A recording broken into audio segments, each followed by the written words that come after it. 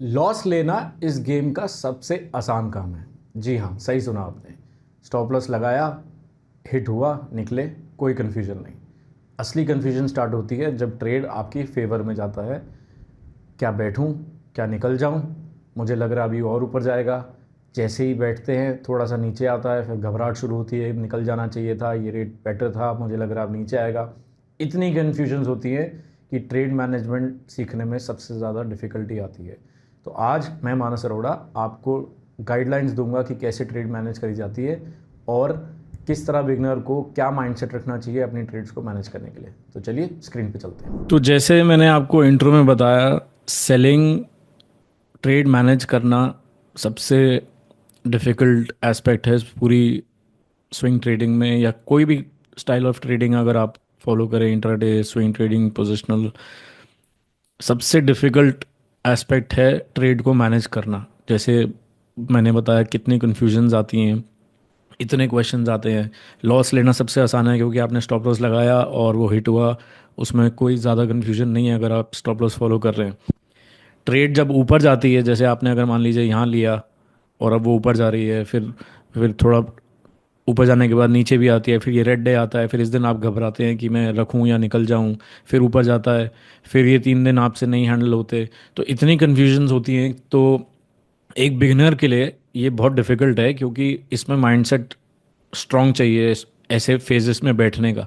जब आपका स्टॉक 2000 से 1600 आ जाए तो ये आसान नहीं है। ये अच्छे अच्छे प्रोफेशनल्स भी इसमें डिफ़िकल्टी फेस करते हैं क्योंकि ये अच्छा एक मैसिव ड्रॉप है। तो एक बिगनर के लिए ये 10 टाइम्स ज़्यादा डिफ़िकल्ट हो जाता है। तो मैं एक फ़िलॉसफी फॉलो करता हूँ और मैं सबको बिगनर को ये सजेस्ट करता हूँ कि अगर आपको अपनी सेलिंग को शुरू में सॉल्व करना है और उस पर बेटर होना है, तो ये एक सिंपल रूल है: sell when it hits your stop और when it gets super extended. This will solve 99% of your selling problem and saves you from never ending regret, daily hit scratching, confusion, and brings you monster winners eventually. इसका क्या मतलब है? आप सिर्फ दो ही सूरत में cell कर सकते हैं। या तो आपका ओरिजिनल स्टॉप लॉस हिट हो जाए, जैसा मैंने बताया वो सबसे आसान पार्ट है, या अगर आपने स्टॉक मान लीजिए यहाँ लिया है और अगर आपको पहली वीडियो याद होगी स्विंग ट्रेडिंग में मैंने बताया था कि एक स्विंग ट्रेडिंग की लिमिट है, अपर लिमिट है। स्टॉक ऑन एन एवरेज 25-30% चलते हैं, लेकिन स्मॉल कैप स्टॉक्स में थोड़ी ज़्यादा मूव आती है, 40-50-60% भी आ जाता है। तो स्विंग ट्रेडिंग की हद इंडियन मार्केट कॉन्टेक्स्ट में 50% है। तो अगर आपका स्टॉक 45% ऑलरेडी चढ़ चुका है तो आपको पता है अब एक अपर लिमिट आ गई है। अब अपर लिमिट आने के बाद यहाँ से फर्दर ट्रेल करना का कोई सेंस नहीं है, क्योंकि जैसे मैंने ये जैसे 69% है। अब अगर आप यहाँ इतना चलने के बाद भी इसे ट्रेल करेंगे तो देखिए आपका स्टॉक 22% करेक्ट होगा। तो आपने इस करेक्शन से गुजरना पड़ेगा और इसमें 99% बिगनर्स नहीं मैनेज कर पाते। तो जब आपको ये रियलिटी पता होगी कि अपर लिमिट कितनी है और आप सिर्फ ये सिंपल रूल फॉलो करेंगे कि या तो मैं स्टॉप लॉस पे निकलूंगा, या जब स्टॉक सुपर एक्सटेंड हो जाएगा, सुपर एक्सटेंडेड का मतलब है जो स्विंग ट्रेडिंग की अपर लिमिट है उसके पास आने लगेगा, तो मैं अपना स्टॉक जो है धीरे धीरे बेचना स्टार्ट कर दूंगा। कोई भी टॉप नहीं पकड़ सकता। तो ऐसा नहीं है कि मैं 69% या 50% टच करेगा तो ही बेचूंगा। तो मैं 45-50 में 1/3 ऐसे करते करते धीरे धीरे सारी पोजीशन निकालूंगा। और ये एक मोटा मोटा गाइडलाइन है। तो अगर आप बिगनर हैं, मैं अज्यूम कर रहा हूँ ये सीरीज़ 99% लोग जो हैं वो बिगनर्स वॉच कर रहे हैं, तो पहले साल में अगर आपको ये मॉन्स्टर विनर कैच करने हैं तो आपको सबसे पहले एक अपने आप से क्लियर ये करना होगा कि मैं इस गेम में अगर ज़्यादा देर रहना चाहता हूँ, लंबा रहना चाहता हूँ और कम एफर्ट के साथ इस तरह की ट्रेड्स कैच करना चाहता हूँ, तो मुझे इन ट्रेड्स में बैठना पड़ेगा। मुझे आज लूँ और अगले दिन 69% ऊपर हो जाए या 50% ऊपर हो जाए, ऐसा नहीं होगा। अगर आपका ये ऑब्जेक्टिव है कि मैं कम एफर्ट से ज़्यादा रिवॉर्ड कमाऊँ, तो ये आपको सीखना पड़ेगा और कोई चारा नहीं है। दूसरा चारा ये है कि आप रोज़ ट्रेड्स के मतलब बार बार इतनी ट्रेड्स लें। अगर आपको छोटे मूव्स कैच करने हैं, मान लीजिए ये सिर्फ, मान लीजिए आपको सिर्फ आपने इस दिन लिया और 9% ऊपर हुआ, अगले दिन रेड हो गया और आप घबरा गए और आप सिर्फ 7% की मूव के बाद निकल गए, तो आपको अपने अकाउंट को ग्रो करने के लिए इतनी ट्रेड्स लेनी पड़ेंगी, यानी एफर्ट आपका बढ़ जाएगा। और आपको मतलब बहुत सारे विनर्स ऐसे चाहिए होंगे जो बार बार 7% दे। तो क्या ये आपके ट्रेडिंग लाइफस्टाइल में या आपके जो वर्किंग स्टाइल है उसमें फिट होगा, ये आपको अपने आप से पूछना है। अगर आप के पास बहुत टाइम है तो ये पॉसिबल है, आप छोटे मूव्स लेके ज़्यादा ट्रेड्स लेके सेम चीज़ कर सकते हैं। लेकिन 90% लोग वर्किंग हैं, जॉब कर रहे हैं और उनका बिजनेस है, तो ये पॉसिबल नहीं है कि आप रोज़ रोज़ काफ़ी ट्रेड्स लें। तो इसलिए अगर आपको कम एफर्ट के साथ ज़्यादा रिवॉर्ड चाहिए तो आपको इन ट्रेड्स में बैठना पड़ेगा। और बैठने का एक ही वे आउट है जो सबसे, मतलब फर्स्ट 1 ईयर में अगर आपको अपनी सेलिंग पे बिल्कुल एक्सपर्ट बनना है, तो I follow this rule that या तो मैं स्टॉप लॉस होने पे निकलूंगा, या ये जब तक अपर स्ट्रेच के पास, अपर लिमिट के पास नहीं पहुंचता तो मैं सेल नहीं करूंगा, चाहे मेरा स्टॉप लॉस हो जाए। तो ये अगर आप फिलॉसफी फॉलो करेंगे तो मैं आपको एक दो ट्रेड्स के साथ ये बताता हूँ कि कैसे ट्रेड मैनेज होती है। जैसे फॉर एग्जांपल ये मेरी एक ट्रेड थी जो मैंने 1 अप्रैल इधर कोचिन शिप ली थी। तो अगर लेते समय देखें, ये स्टॉक ने अभी बेस में ही है, बेस मतलब ये कंसोलिडेशन में ही है। तो अगर मैं, मान लीजिए मेरे को ये ट्रेड मिलती है कल और अगर ये चलना स्टार्ट हुई, तो मुझे पता है स्विंग ट्रेडिंग की लिमिट 50% है। तो अगर मान लीजिए ये वही विनर है, ये 50% अगर ऊपर गया, तो मुझे, अगर मेरा 50% टारगेट है, तो कल अगर ये 10% भी ऊपर चला जाएगा तो मैं नहीं बेचूंगा, क्योंकि मैंने स्टॉक को अभी यंग पकड़ा है, डे 1 ऑफ द मूव मिल पकड़ा है और अभी बेस से ही निकला है, तो 50% पॉसिबिलिटी है। और ये स्टॉक वैसे भी, आप अगर इसकी हिस्ट्री देखेंगे, जैसा मैंने आपको पहली वीडियोस में बताया है, अगर आप स्टॉक का कैरेक्टरिस्टिक देखेंगे, जब चलता है तो एक ही बार में 40-40-50% की मूव देता है। तो अगर कल ये 10% ऊपर जाता है, जैसे ये गया भी, ये इस दिन 11% गया, तो मुझे टेम्पटेशन नहीं आनी चाहिए कि मैं इसको 955 पे क्लोज कर दूं, क्योंकि अगर मैं ये करूंगा, जैसे मैंने बोला, आपको फिर बहुत सारी ट्रेड्स लेनी पड़ेंगी जिसमें बार बार ऐसी मूव्स कैच करनी पड़ेंगी जो आसान नहीं है किसी एक बिजी पर्सन के लिए। तो मैंने ये ट्रेड यहाँ ली। इसमें मैं जब भी ट्रेड लेता हूँ तो मैं डे लो स्टॉप के साथ या प्रीवियस डे के लो के स्टॉप के साथ, जो ऑन एन एवरेज 3-4% या 2.5% के आसपास होता है। बट अगर अगेन आप बिगनर हैं तो आप शुरू में 4%, 5% स्टॉप से स्टार्ट कीजिए और विद एक्सपीरियंस, विद 10, 15, 20 ट्रेड्स धीरे धीरे स्टॉक को कोशिश कीजिए 2.5-3% की रेंज में लाने से। और वो यूजली मैं Elodie, low of the day, follow करता हूँ। तो इसमें अगर आप देखेंगे, अब ये 3 दिन में स्टॉक 20% ऊपर है, 3 दिन में। और अभी स्विंग ट्रेडिंग की, जैसे मैंने बोला, 50% पॉसिबिलिटी है। और इस स्टॉक में तो अगर इसका मैं पुराना बिहेवियर चेक करूं, ये इसके लिए 50% मूव करना कोई नई बात नहीं है, ये बार बार ऐसी मूव्स ही देता है। 46%, 46%। तो अगर मेरे पास एक अच्छा विनर लगा आया है, तो ये वही ट्रेड है जिसमें आपको सिर्फ ये फॉलो करना है, sell when it hits your stop और when it gets super extended. और मेरे एक्सपीरियंस में जो स्टॉक 2-3 दिन में या 3-4 दिन में 20% चलते हैं, उनमें ऑड्स बहुत हाई होते हैं कि ये इवेंचुअली 50% तक जाते हैं। यानी इसमें अच्छी पॉसिबिलिटी है कि ये इस प्राइस रेंज तक आएगा। और पुराना कैरेक्टर इसके बिहेवियर से तो बिल्कुल दिख भी रहा है कि ये इसके लिए एक नॉर्मल बात है। तो ओरिजिनली मैंने इसको एलओडी स्टॉक के साथ लिया, और जैसे जैसे ये ऊपर जा रहा है, जैसे ही 7-8% मेरे फेवर में आ जाता है तो सबसे पहले मैं स्टॉप लॉस को कॉस्ट पे ले आता हूँ, अपने बाइंग प्राइस पे, ताकि अब इस ट्रेड में मुझे नुकसान ना हो सके। और इस फेज़ में आपको ज़रूर लगेगा कि यार ये कहीं नीचे ना आ जाए। इसी फेज़ को मास्टर करने के लिए आपको पहले साल सिर्फ रूल फॉलो करना है। अगर आप प्रॉफिट की तरफ ध्यान देंगे, लॉस की तरफ ध्यान देंगे, तो आप कभी वापस ये नहीं देख पाएंगे, क्योंकि कोई स्टॉक 50% नहीं जाता है विदाउट पुल बैक के।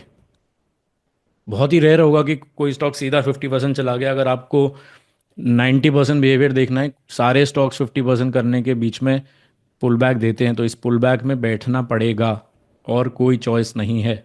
और आपके सामने है। और जब अपर लिमिट के पास आ जाए, जो हमारी मैंने अभी बताया 50% है, then you start selling it aggressively. 50%, 70%, 80%, and eventually fully out when it is near this level. और इस पूरी ड्यूरेशन में आप, जैसे मान लीजिए ये पहले 3 दिन में ये 20% चला गया और अब मुझे पता है odds are very high that it will touch 50%। तो एट द सेम टाइम मैंने अपना कॉस्ट पे स्टॉप लॉस जो है कॉस्ट पे ले आया, मुझे इस ट्रेड में लॉस नहीं हो सकता। और ये पूरी मूव में मैं अब इसे ट्रेल कर रहा हूँ, क्योंकि अभी 50%, अभी सिर्फ 20-25% ही चला है, अभी 50% पॉसिबिलिटी है। तो मुझे इसको रूम देना है, मुझे इतना इसको माइक्रो मैनेज नहीं करना है कि मैं एलओडी या हर डे के पीछे स्टॉप लॉस लगा दूं, क्योंकि फिर मैं स्टॉप लॉस हो जाएगा मेरा और 50% नहीं मिलेगा मुझे। जैसे अगर मान लीजिए अगर मैं प्रीवियस डे लो के नीचे लगाता हूँ, तो मैं एक अच्छे स्टॉक से स्टॉप लॉस हो गया मेरा। अच्छे स्टॉक से मैं यहाँ स्टॉप लॉस हो गया। इसलिए मेरे को रूम देना पड़ेगा अगर मुझे इस पूरी मूव को कैच करना है, जो पॉसिबल है, क्योंकि मैंने एक ऐसा स्टॉक पकड़ा है जिसके लिए 50% एक नॉर्मल बात है। और मेरे को डे वन मूव मिली है और 3 दिन में 20% भी गया है। तो अब जब मुझे पूरे पूरे पॉसिबिलिटी है 50% की, तो मुझे इसको, ये अगर मैं इतने इतने पैसे बचाने की कोशिश करूँगा तो मैं कभी 50% विनर कैच नहीं कर पाऊँगा। और वही हुआ। 10 MA से एक छोटा बेस बनाकर 50% कर गया। And these are the days when I start selling aggressively and I am fully out. यहाँ आने के बाद मैं ट्रेल नहीं करता, क्योंकि अगर अपर लिमिट हिट हो गई है तो क्या लॉजिक बनता है इसको मैं अब और ट्रेल करूँ। मतलब अगर 1300 रुपये चल रहा है और मैं 1100 पे स्टॉप लगाऊंगा, अगर मैं 10 MA के नीचे भी स्टॉप लगाऊंगा, तो कोई मैथमेटिकल सेंस नहीं बनती कि अब अपर लिमिट आ गई है और अब मैं इसको इतना डीप स्टॉप दूं। मतलब 2 रुपये कमाने के लिए 10 रुपये का स्टॉप लगाऊं, वो सेंस नहीं बनता है। तो ये एक गाइडलाइन है। अगर आपको रूल्स चाहिए, रूल्स भी क्रिएट कर सकते हैं, बट क्योंकि आप बिगनर हैं, अभी आपको ऑब्जर्व करना है, आपको बिहेवियर देखना है। यस, आपके हाथ से कई विनिंग ट्रेड्स कोलैप्स करके वापस ब्रेक इवन स्टॉप भी हिट होंगे। ऐसा नहीं है कि 20 गया तो 50 तो जाना ही है। मैंने बोला ऑड्स आए हैं, गारंटी नहीं होती है कुछ भी। कुछ ट्रेड्स ऐसी होंगी जो इतना ऊपर जाएंगी और फिर वापस नीचे आके आपका स्टॉप लॉस कर देंगी। लेकिन अगर आपको ये सिनेरियो देखना है तो आपको इस सिनेरियो से गुजरना पड़ेगा। और बिगनर हैं तो बिल्कुल फर्स्ट 1 ईयर में आपको ये सब माइंड में लाना ही नहीं है कि मेरे को प्रॉफिट कितना हो रहा है, लॉस हो रहा है। आपको बिहेवियर देखना है, आपको अपना सेलिंग स्टॉक में बैठना सीखना है, सेलिंग मैनेज करना सीखना है। और जैसे जैसे स्टॉक ऊपर जाता है आपको बिहेवियर देखना है कि कितने दिन में 50% ऊपर चलता है, कितनी कंसोलिडेशन करता है, बार बार एंट्री मिलेगी। जैसे ये एक बेस बनाया है, यहाँ भी आप और ख़रीदना है कि एक एक एंट्री मिल सकती थी, तो यहाँ आप निकल रहे हैं, उल्टा मैं और ख़रीद रहा हूँ। तो मेरा प्रॉफिट सिर्फ इस कॉस्ट के हिसाब से नहीं, मैं यहाँ और ख़रीद सकता हूँ इसको, क्योंकि एक 4 दिन का बेस बनाया, टाइट हो गया और फिर से अ, इसमें एंट्री मिल सकती थी।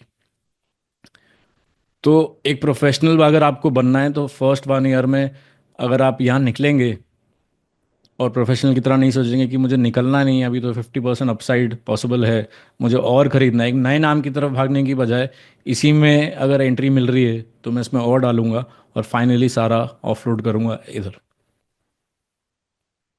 तो sell when it hits your stop or when it gets super extended is a guideline जिसके अंदर आपको ऑपरेट करना है.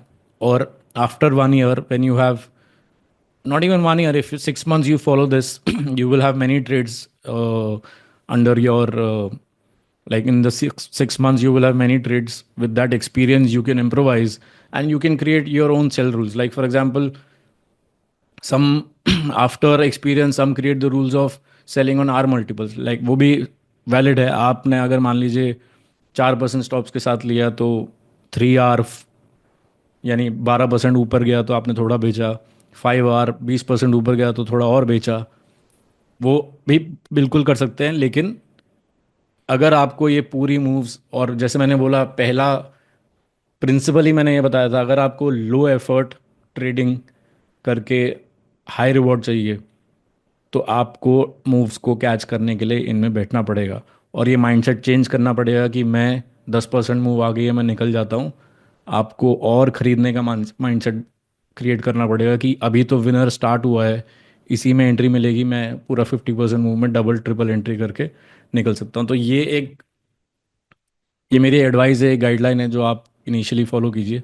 सेलिंग में कोई राइट और रॉन्ग नहीं है, इसलिए सेलिंग को सीखने में टाइम लगता है और ये सिर्फ बेटर होती है with every trade.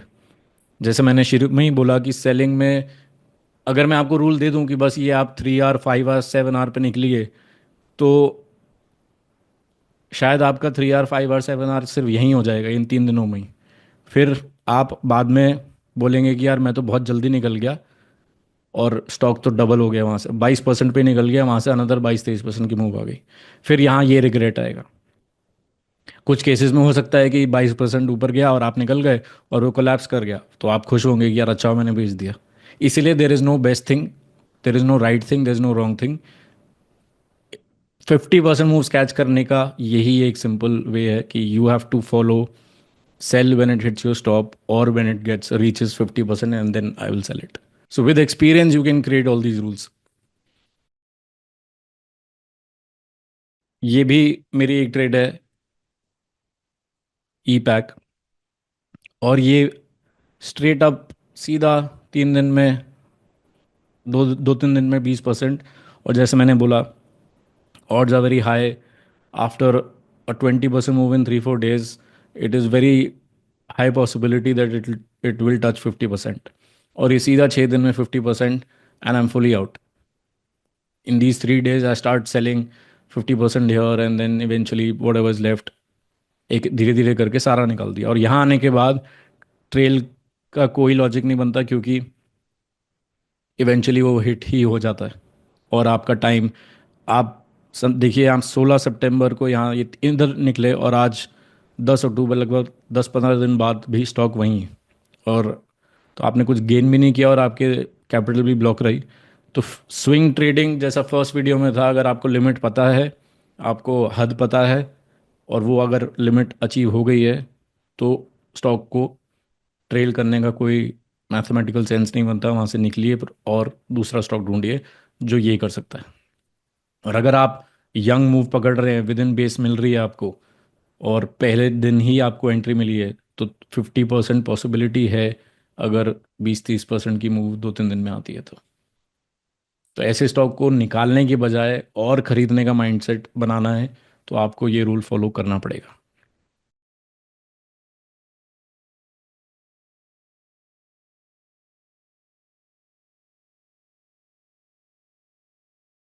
Investment in securities market are subject to market risks. Read all the related documents carefully before investing. Please read the risk disclosure documents carefully before investing in equity shares, derivatives, mutual fund, and or other instruments traded on the stock exchanges.